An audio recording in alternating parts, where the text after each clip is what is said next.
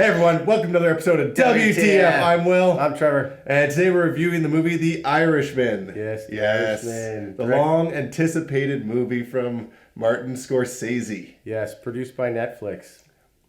Secondary. Produced by Netflix. What do you mean secondary? It was dropped by the original production company because they were way over budget. What's going on with that mustache, by the way? I like it. Were you in a porn film recently? I was. Mustache rides galore. It's December, just so you know, so November's over with.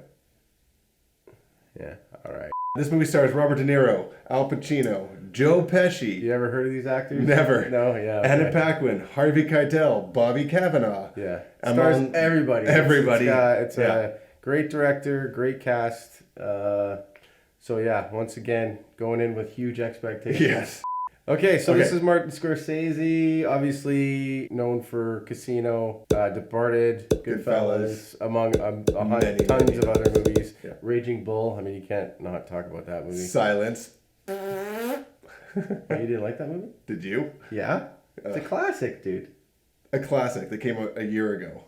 Raging Bull. No, I said Silence. Oh, Silence. Oh, I thought you were commenting on the movie like Silence. You didn't like Raging Bull, and I'm like, what? It's called Silence. Okay, no, I didn't even see it. Exactly. So, case in point.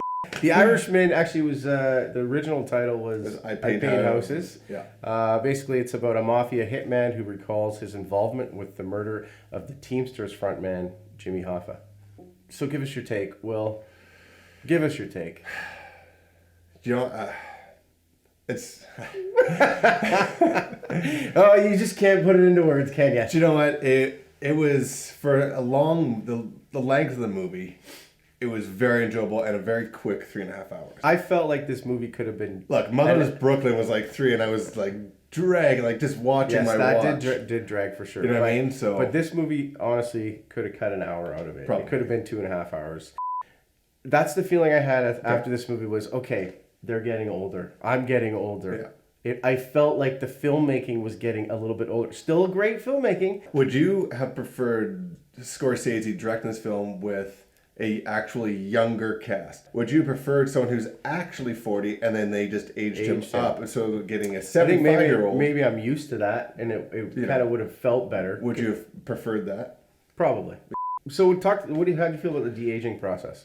It wasn't as good as I thought. I was expecting to see a very Raging Bull style De Niro. I mean, that kind of young age. Yeah, it wasn't horrible, but it kind of was a little bit distracting. The thing about it was the fact that they're de-aging, but their bodies and their actions are still slow and a little bit weird. There's a scene where she comes home and finds out that his daughter was pushed by somebody, so he's going to lay the hammer down. Yeah. He goes and he beats this guy up, but the way that scene plays out with the CGI and how it seemed like the glass broke way too early, and when he was punching and kicking him, it was like he was taking way too long to kick and punch him. That scene, I was like, it kind of lost me. Their actual body movements don't change. You can't change a 75-year-old man the way he moves. Yeah. It just doesn't work. One thing I thought that was really cool about the film was the fact that sometimes they'd introduce different characters, and then the text would come up. Yes, I love that. Saying when they were going to die and how they were going to die or how they got shot. That was there cool. Was a lot of deaths in 1980. Yeah, most of them were 1979 to 1980. Yeah. The other thing that I thought was a miss in this film was they missed a huge thing where they could have drawn way more on him and his daughter. To me, that's the heart of the story, and she barely even spoke in the film.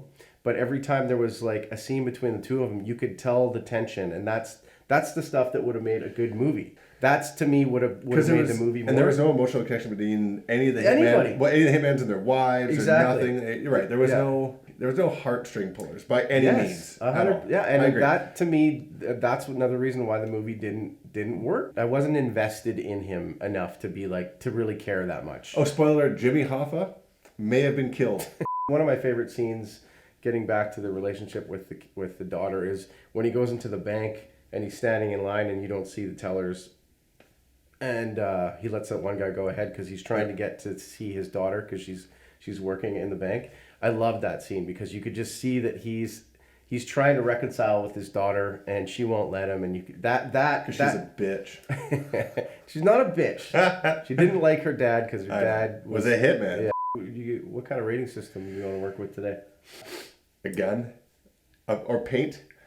Paint? Well, I paint houses. Stripes of paint. Of red paint? Nah, I don't know. What do you You go 4-leaf clovers. There you go. Irishman. All right, so of the 4-leaf clovers, how many clovers out of 10 would you like to give the Irishman, Will? I will rate this a 7 clover out of 10. All right. It was a great film. It was a little long. I mean, it's still a good movie. But once again, I was disappointed. Like, it didn't. I just thought it was going to be better. I'm going to give it 6.5. All right. Because I like. So you're doing half now. Yeah. Just page right on my book. What happened was that mustache just threw me off. I know, right?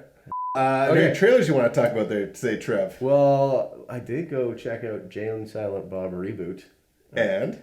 It was entertaining. It's great that I'm a huge Kevin Smith fan. Obviously, I love Clerks. I love Chasing Amy. Actually, those are the 2 favorite movies that I love of his. And it's good to see that he's back in good health. He's a vegan now after his heart attack scare. Yep. He had what is called a widowmaker. A widowmaker, yes. Yep. And I went and saw him actually last night. He's in great form. He's got energy back. He looks great, and the film was entertaining. It definitely refers to a lot of his old films. Will it win an Oscar? No. And I've been watching Mr. Robot, which is really good. I watched season 1. I was like, this is fucking bizarre show. Oh, it's great. But your damn Prime Video account, it was freezing on like the 3rd episode, so I can't watch it right now. I'm really upset. Really? Yeah. I don't know. Maybe it's because they know I'm on your account. I didn't even know you're using my account. And obviously Star Wars coming out on the 19th. Yep. If you haven't heard of Star Wars, well, you've been clearly living under a rock. Then you're not into movies if you haven't heard of Star Wars. Another couple films coming up, which I actually didn't think I'd like, but it looks intriguing, is Richard Jewell. Clint Eastwood's new film. Yeah. John Hamm, Sam Rockwell. Yeah, it looks interesting. Many others, about the 1996 Atlanta bombings. About how did they frame some guy? Well, that's it. I don't really know. I don't know much about it. I was 12. And Bond. I'm a huge Bond fan. I'm sure you can see, maybe just the corner here. Maybe not. You know that part of our stage that falls down all the time? Yeah. Big Bond fan. The teaser trailer just came out. The official trailer comes out on what day is it? The 4th, on Wednesday, December 4th. So if you're watching this now, you probably would have already had a chance to see it. Exactly. Yes. But check it out. Comes out in April 8th, I believe. So I'm super excited. Huge Bond fan, so... All right. I'm not excited. Daniel Craig's final film, so we'll see. Final film ever. Like he's not doing films anymore? Final Bond. Oh, okay. Get your shit going. Yeah. All right, everyone. Thanks again for watching another episode of WTF, and we will see you next time.